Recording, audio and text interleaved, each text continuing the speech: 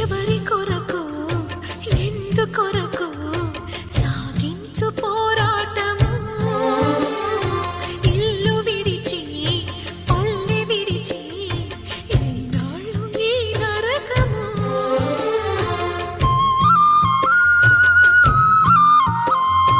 గుండెలో బాధలను దాచుకోవాలి నా పోరు బాటలో నీ తోడు కావాలి పల్లెనే ఇల్లుగా నువ్వు చూసుకోవాలి పంచాది నిర్మలకు చెల్లెవనిపించాలి